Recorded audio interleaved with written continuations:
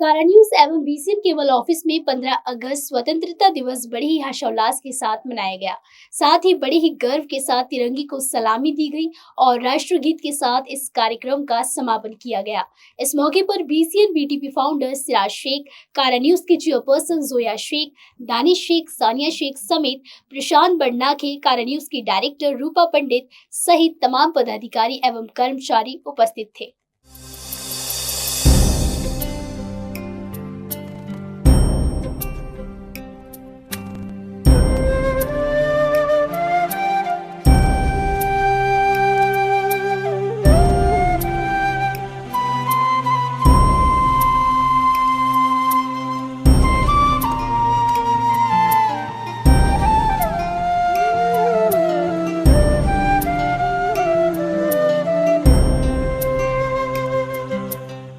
हमको आजादी मिल गई, देश को आजादी मिल गई, दिल को आजादी मिल गई। अब आप लोग से क्या रिपीट कोई बात करें, लेकिन जब भी सर आते हैं तो नया दिल क्या मैं किसी को फॉलो नहीं करता है, मैं किसी से सीख के नहीं आता, मैं खुद अपने दिमाग में ज्यादा हो जाता हूँ। तो आजादी मिल गई एक अलग पार्ट है। आजादी कैसी मिली, क्या मिली, सबने इतिहास पढ़ा है। साम्राज्य बढ़ा, दुनिया बनी, दुनिया तो भगवान ने बनाया, लोगों को डिसिप्लिन आया, संविधान आया, हम लोग चल रहे। लेकिन आज भी मैं पिछले एक साल से थोड़ा सा दूर हूँ तुम लोगों से, और मैं तो फॉलो कर रहा हूँ। तो एक ही माइनस में मेरे दिमाग में आ रहा है, नो जूनियर ओनली सीनियर। हर सीनियर क्या बोलता है मेरे को कि कहीं ना कहीं सर वो टीम गलत है, वो टीम गलत है। सीनियर का मीनिंग क्या है, मैं आपसे पूछता हूँ, सीनियर बोलते किसको? तो वो उसकी टीम गलती कर रही है तो उसको ट्रेनिंग देना, उसको सिखाना सीनियर का काम है, किसका काम है? तो अपनी जवाबदारी दूसरों पे ढकेल देता था। तो मेरे निगाह में सबसे जो मैं साल भर से देख रहा हूँ तो सीनियर है। अब कोई ओरल बात नहीं है, बस सर हो गया, ऐसा कर दिया, वो लड़का आया नहीं। अगर कल को किचन में वाला चाय बनाने में नहीं आया, नहीं आया, और बाथरूम साफ करने वाला नहीं आया, सीनियर करेगा क्या? नहीं करेगा ना। तो सीनियर को अपनी मैनेजमेंट बनाने का अधिकार पूरा है। उसके कोई गलती हो रही, उसके मैनेजमेंट बिगड़ रहा है तो उसकी जवाबदारी लेना सीखो। वो नहीं लेते, कुछ भी प्रॉब्लम क्रिएट हुआ, कुछ भी दिक्कत क्रिएट, सर उसने ऐसा किया था, सर उसने ऐसा किया था, तो रॉन्ग। मैं प्रशांत बन्ना के फैजान से पर्सनल निवेदन करता हूँ कि इस साल आने वाले 15 अगस्त तक सिर्फ सीनियर को टारगेट बनाए, प्रॉपर जवाबदारी जो लेता है तो ठीक है, नहीं तो कंपनी पे बोझ ना होना इस व्यक्ति को। उसके वजह से पूरी टीम गंदी होती है। कई लोगों के मेरे फोन आते हैं, सर वो लड़के ने ऐसा किया, वो सर प्यून ने वैसा, तो प्यून की तो मैं बैठा हूँ, मुझे सिर्फ सीनियर की फैसिलिटी है, सीनियर की जवाब। कभी कभी क्या होता है, कोई जूनियर जो व्यक्ति है बहुत ईमानदार होता है, कई सालों से काम कर रहा है, सीनियर उसको नचाते जाता है, तो बेचारा एक था खा के मारे कंप्लेंट कर देता है सर ऐसा ऐसा है, तो उसकी कंप्लेंट डायरेक्टर आती है, तो डायरेक्टर का भी फर्ज है, सीनियर का भी फर्ज है। Everyone, good morning, happy 78 independence day to all of you. आज मुझे बहुत खुशी हो रही है कि लास्ट टाइम जब 26 जनवरी में बहुत कम लोग थे, इस बार मैंने शादाब को स्पेशली बोला कि प्लीज जितनी स्ट्रेंथ होगी उतनी यूनिटी दिखती है। आजादी का मतलब ही है यूनिटी। आप जब तक यूनिटी में काम नहीं करेंगे, देश तो आजाद बहुत साल पहले हो गए जैसे कि सर ने बताया है, बट मुझे लगता है अभी भी हमारी मानसिकता जो है वो अभी भी आजाद नहीं हुई है। अभी मैं रास्ते में सिराज सर से बात कर रही थी, सर को तो पता भी नहीं था कि ऐसा कुछ हुआ है, बिकॉज वो यहाँ रहते नहीं है। हम न्यूज वाले हैं और शायद जो नहीं भी होंगे उनको भी पता होगा, अभी जो कोलकाता में जो रेप केस हुआ, क्या मानसिकता बोलेंगे उसकी, इतना गंदा। वो एक डॉक्टर थी, कितने साल उसने अपनी स्टडी में लगा दिए होंगे, माँ बाप के सपने थे, शादी नहीं हुई थी, क्या अरमान थे, लोगों की सेवा कर रही थी वो। माँ बाप के सपने होंगे कि मेरी बेटी एक दिन बहुत अच्छे डॉक्टर बनके आज तो शायद कोलकाता में कर रही है, कभी वर्ल्ड वाइड भी वो जाकर वो काम करे। पर ऐसी कुछ मानसिकता, हम ऐसे नहीं बोलते कि जो लोग पढ़े लिखे नहीं होते उनमें मानसिकता नहीं होती, कमी होती है, आजकल पढ़े लिखे लोगों में भी होता है। इलिटरेसी जिसको बोलते हैं ना, वो आज भी हिंदुस्तान में है। तो देश आजाद तब होगा जब हम पढ़ेंगे लिखेंगे, हमारे बच्चों को पढ़ाएंगे लिखाएंगे। तो बच्चों को पढ़ाएंगे लिखाएंगे कैसे? जैसे कि भी सर ने बताया कि सीनियर एम्प्लॉइज जो होते हैं वो अपने जूनियर्स को दबाते हैं। अमीर तो अमीर बनता जा रहा है, गरीब गरीब होता जा रहा है। क्यों हो रहा है? क्योंकि सीनियर अपना हुक्म चलाता है, और होता ही है, मैं भी देखती हूँ बहुत बार। और ये सिर्फ हमारे यहाँ भी नहीं, ये हर सिस्टम में है। ये सिस्टम को सीनियर से बदलना पड़ेगा, अपने आप को उस जगह रखकर सोचना होगा। तब आप सोचोगे कि सच में वो किस चीज को फेस कर रहा है।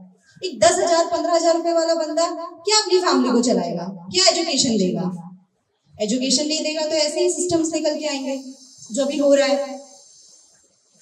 तो मैं ज्यादा समय नहीं लूंगी, अगर बोलना चाहूँ तो इसमें मैं बहुत कुछ बोल सकती हूँ, पर आप सब में इतनी मेंटालिटी इतनी स्ट्रांग है आप लोगों की कि आप ऐसे अपने कोवर्कर्स के साथ में ऐसे मिलकर काम करो। बिल्कुल ये दिमाग में आने भी मत दो, क्योंकि सोच पता नहीं, शायद मुझे ऐसा लगता है मेंस की जो सोच है ना वो औरतों को देखकर ही आती है। उसको लगता है इसे छोटे कपड़े पहने हैं ये बेकार होगी, अच्छा इसने सभ्य कपड़े पहने हैं तो ये अच्छी होगी।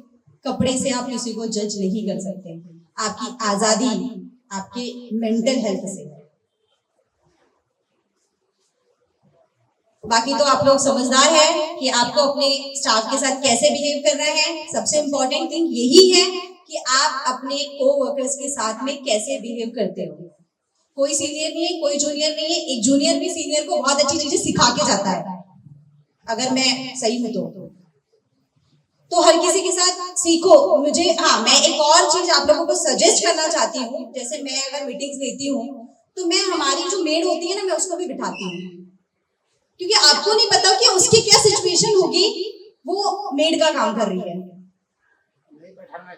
नहीं सालों से सर के साथ जुड़े हैं। सिस्टम और मैनेजमेंट, इन दो चीज को लेकर चलने में बिलीव करने वाले सिराज सर, शायद यही वजह है कि आज उन्होंने जिस मकाम को हासिल किया है, शायद हमको वहां तक पहुंचने में काफी वक्त लग जाए, लेकिन ऐसे इंस्पिरेशन लोग अगर हमारे साथ हमारे बॉस बन के रहे तो शायद हम अपनी दुनिया में हर क्षेत्र में तरक्की करने से हमें शायद कोई नहीं रोक सकता। इसके बाद मैं दानिश सर को रिक्वेस्ट करूंगी कि वे मंच पर आए। आपको 15 अगस्त के दिन पे आज कुछ छोटे से टॉपिक पे कुछ बात करना चाहूंगा। छोटा सा टॉपिक, ये एम बोलते हैं इसको, एम टारगेट। ये चीज को अपने को कहीं ना कहीं कट ऑफ करना पड़ेगा लाइफ में। जब तक कि अपन एम और टारगेट लाएंगे नहीं तब तक अपन कहीं आगे नहीं जा पाएंगे। मैं आज से 1.5-2 साल पहले सेम हाल मेरा था, मेरे को कुछ पता नहीं, मैं भी बस काम करे जा रहा, कुछ टारगेट नहीं था, एम नहीं था। जब से अभी 1.5-2 साल से शादी वादी हुई है, थोड़ा होश संभाला हूँ, बीवी की वजह से थोड़ा और कॉन्फिडेंस वगैरह आया है। तो ये चीज मैं आपसे यही कहना चाहूंगा।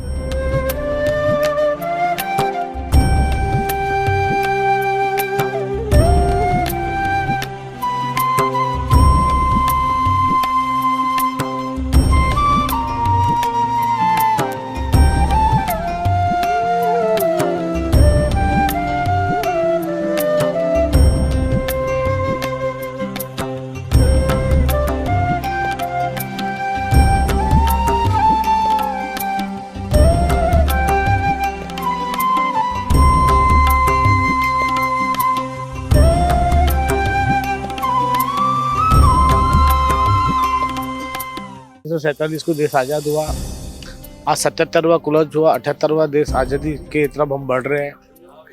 बहुत तरक्की की हमारे देश ने। मैं आउट ऑफ कंट्री में भी कई जगह जाता हूँ, देखता हूँ, तो हर जगह कुछ ना कुछ फेमस रहती है। जैसा नागपुर का ऑरेंज संतरा फेमस है। देश में कई लोग जाए तो कोई शाहरुख खान का नाम लेते हो, आप शाहरुख खान के देश से आए क्या, है ना। कोई उद्योगपतियों का नाम लेता तो अपना बिजनेस इज द मस्ट, है ना। बिजनेस से बहुत नाम चलता।